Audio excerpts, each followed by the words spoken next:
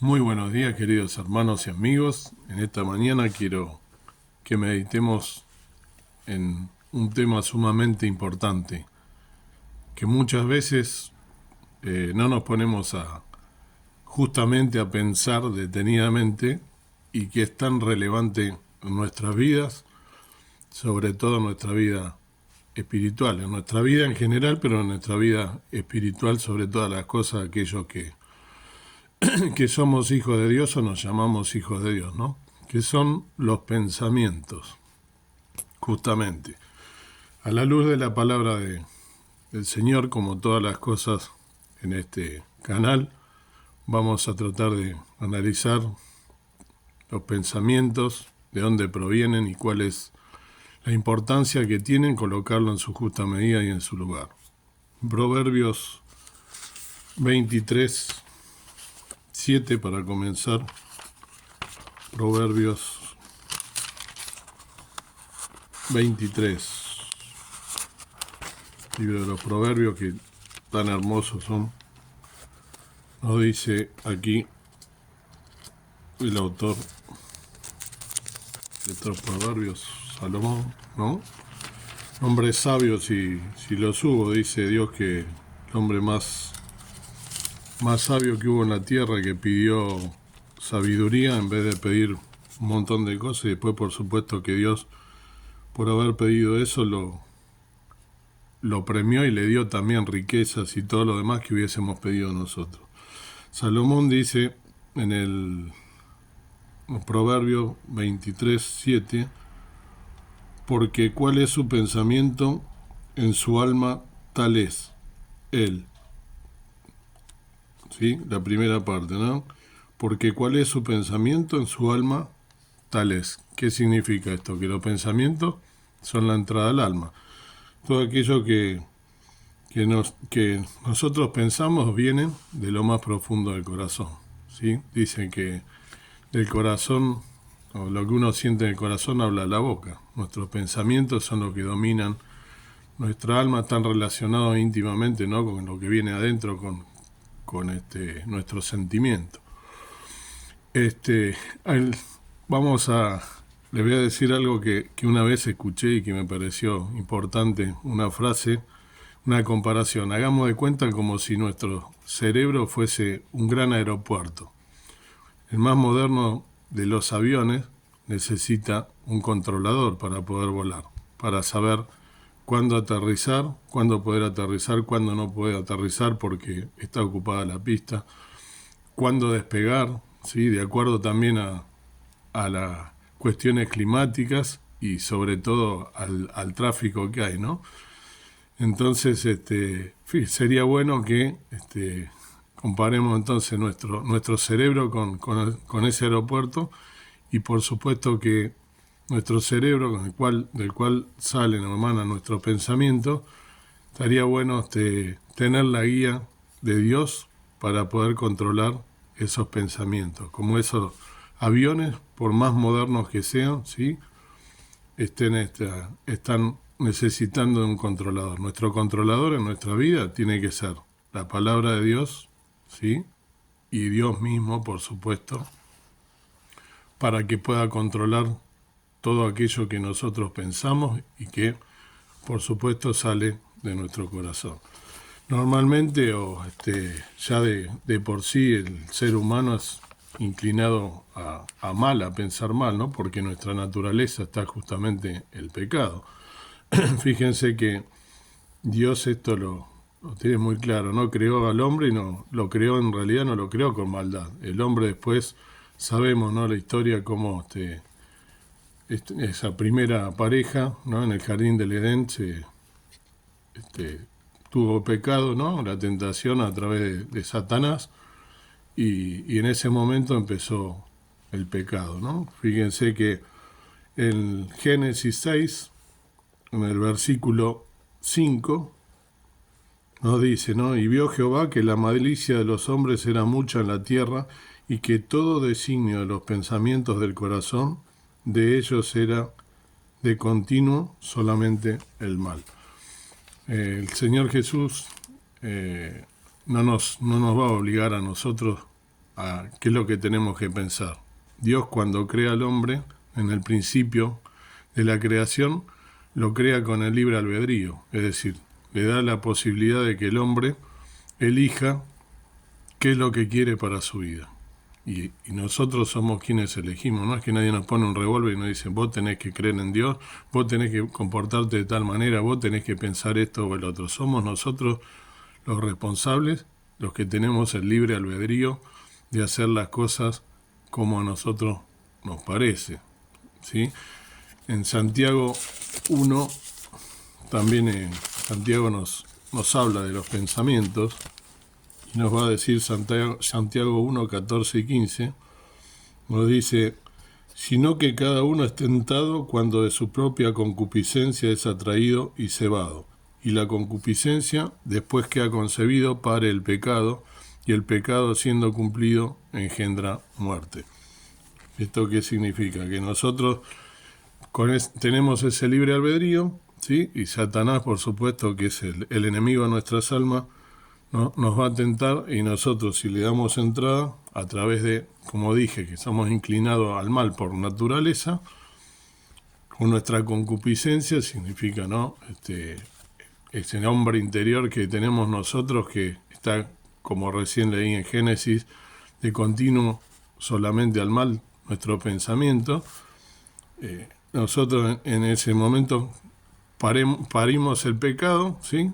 El pecado es concebido, y el pecado que entró por esa pareja, la paga del pecado es la muerte, dice la palabra de Dios, ¿no? Entonces debemos tener cuidado en todas aquellas cosas que nosotros hacemos, realizamos, y de aquello que nosotros nos alimentamos, porque el cerebro es una máquina, ¿no? Dios nos dio la facilidad de pensar, ¿no? A diferencia del resto de los seres vivos. Eso es lo que nos diferencia a nosotros, somos racionales. El resto de los seres vivos creados por Dios no tienen, más allá de que a veces nosotros digamos qué inteligente que es este gato, qué inteligente es este perro, muchas veces los otros seres creados nos dan a nosotros enseñanza porque parecen inclusive hasta más inteligentes que nosotros, pero en realidad no tienen inteligencia, sino que tienen instinto. Nosotros somos los racionales, pero a veces dejamos mucho que desear con nuestro comportamiento y sobre todo con nuestros pensamientos, lo cual nos hacen obrar de manera incorrecta. En el Salmo 94:11 también se habla de los pensamientos, acerca de los pensamientos. No son los únicos versículos, por supuesto que hay muchos más. Y dice el salmista en el Salmo 94:11, Jehová conoce los pensamientos de los hombres que son vanidad. Está conectado justamente con lo que veníamos hablando, que el pensamiento del hombre por naturaleza es vano. ¿Qué es vano? Es algo que en realidad no tiene sentido, es algo que no sirve absolutamente para nada. Y justamente nosotros, los hombres, lo que hacemos, cuando digo los hombres, estamos hablando de la raza humana en general, ¿no? Hombres y mujeres, estamos inclinados a pensar cosas vanas, cosas que no tienen sentido, que son inútiles, que no sirven absolutamente para nada. Salomón decía, ¿no? También, vanidad de vanidades, todo es vanidad, en otro de los libros que escribió. En el libro de Proverbios 16:3, otro de los proverbios, vamos a encontrar que dice, encomienda a Jehová tus obras y tus pensamientos serán afirmados. Acá empezamos a encontrar la solución a este problema de los pensamientos, y que obviamente estos pensamientos, ¿cuáles sean esos pensamientos? Dependen absolutamente de nosotros a través de ese libre albedrío que Dios nos dio, el hacer o el obrar el bien o el mal, y que nuestros pensamientos sean buenos o sean malos, ¿no? Aquí lo dice claramente. ¿A quién debemos encomendar nuestras obras? A Jehová. Si nosotros encomendamos nuestras obras a Jehová, esos pensamientos van a ser afirmados, o sea que van a ser firmes, ¿sí? Pero debemos encomendarlo a Jehová. Siempre en la Biblia hay muchos, por lo general el libro de los Proverbios tienen promesas, y para que esas promesas se cumplan yo debo hacer algo de mi parte. Tengo que poner algo de mi parte. No es solo Dios y depende de Dios, depende de mí también. Acá me está dando una persona me dice que mis pensamientos van a ser afirmados, pero ¿a raíz de qué? ¿O por cuándo van a ser afirmados? Si yo le encomiendo a Jehová, y sobra. Si yo no se las encomiendo y sigo mi vida libremente y me dejo llevar por esa vieja naturaleza, los pensamientos van a seguir siendo malos, porque esa es mi naturaleza humana. En Hebreos 4:12, ¿sí?, nos va a decir también, o a empezar a redondear cuál es la solución. Hebreos 4:12 nos dice: porque la palabra de Dios es viva y eficaz y más penetrante que toda espada de dos filos, y que alcanza hasta partir el alma y aún el espíritu y las coyunturas y tuétanos, y discierne los pensamientos y las intenciones del corazón. Entonces, ¿de qué me debo llenar yo? De la palabra de Dios. Tengo que llenarme de la palabra de Dios para que... ¿Por qué? Porque la palabra de Dios, como es este versículo, lo habremos escuchado en tantas predicaciones, ¿no? Si somos gente que vamos a las congregaciones, y es una realidad, la palabra de Dios que siempre nos confronta con la porquería que llevamos nosotros dentro, ¿no? Siempre digo yo que una congregación en la cual yo asisto tiene que ser una congregación donde se hable de estas cosas, ¿no? Hay muchas congregaciones hoy en día donde se habla de todo amor y paz, y eso no sirve, porque en realidad lo que yo necesito, que la palabra de Dios, que es viva y eficaz y más penetrante de espada de doble filo, que dice acá, ¿qué significa? Que llega hasta lo más profundo de mi corazón y que toca mi interior, ¿sí? Y que llega hasta los pensamientos, me dice acá, hasta lo más profundo del corazón, porque dijimos está conectado con el alma, con los sentimientos. Yo necesito que la palabra de Dios me confronte con aquello que yo soy, que soy una porquería, porque de dónde me rescató Dios a través del Señor Jesucristo, su Hijo, que hizo su obra en la cruz del Calvario, viniendo a morir por mí para desechar todos esos pecados y esa porquería que yo tengo dentro. Vino al mundo para morir en una cruz, para poder deshacer todos esos pecados y erradicar también, sacar, extirpar esos pensamientos que yo tengo que vienen del corazón. Y entonces, ¿qué tengo que hacer? Alimentarme de su palabra para que esa palabra todos los días me confronte con la realidad de lo que soy, esa vieja naturaleza, y para que pueda esa vieja naturaleza, como decía Pablo, ir muriendo día a día. A través del pensamiento, ¿por qué es importante esto? Porque el enemigo puede entrar y hacer desastre. Si nosotros le damos entrada así al enemigo, el enemigo va a entrar y va a ser un desastre, ¿no? Y esto está conectado, por supuesto, como dije, debemos pedir la ayuda de Dios, día a día debemos alimentarnos, ¿no? Y con su palabra, y a través de algo que nosotros tenemos, aquellos que somos creyentes, que le hemos entregado nuestra vida a Dios, sabemos bien que fuimos sellados con el Espíritu Santo de Dios, el cual mora en cada uno de nosotros, a partir de ese día que nosotros aceptamos a Cristo como nuestro Salvador. Ahora, el Espíritu Santo no puede hacer magia. El Espíritu Santo está dentro de nuestro interior y nos redarguye de aquellas cosas que nosotros hacemos mal. Pero siempre digo, me gusta hacer una comparación que muchas veces la escuchamos también en algunas predicaciones, al menos yo, que el Espíritu Santo que tenemos nosotros en nuestro interior es como si tuviésemos dos bestias, como si hubiese, no sé, dos leones, dos tigres, ¿no? Unas bestias salvajes. Y por un lado, una bestia que es buena y otra bestia que es mala. Y yo, depende a cuál de las dos la alimente, va a ser cuál de las dos va a crecer más. Porque yo para crecer necesito comer. Si yo tengo la bestia, ¿no?, la bestia mala, y le doy de comer a la bestia mala, ¿qué sería la bestia mala? A través de mis pensamientos. Y mis pensamientos, ¿por dónde vienen? Por lo general, vienen por mis sentidos. Si yo, por ejemplo, me la paso mirando, por decir algo, pornografía, me la paso mirando todo el día la televisión, ¿no?, que sabemos que los medios los maneja el enemigo, los maneja el enemigo de nuestras almas, los maneja Satanás, ¿sí? No estoy diciendo que no tengo que mirar pero debo saber qué mirar. Como un hijo de Dios tengo que saber escoger qué es lo que miro y qué es lo que no. Si yo estoy todo el día alimentándome de malas noticias, alimentándome de mentiras, como hablan en la televisión la mayoría de las veces, de porquería, le estoy dando de comer a la bestia que va creciendo cada día más y que va haciendo en mi interior, ¿no? Que esos pensamientos, inclusive de tanto alimentarme de eso, yo voy a estar todo el tiempo angustiado, voy a estar todo el tiempo mal, no voy a tener paz en mi interior.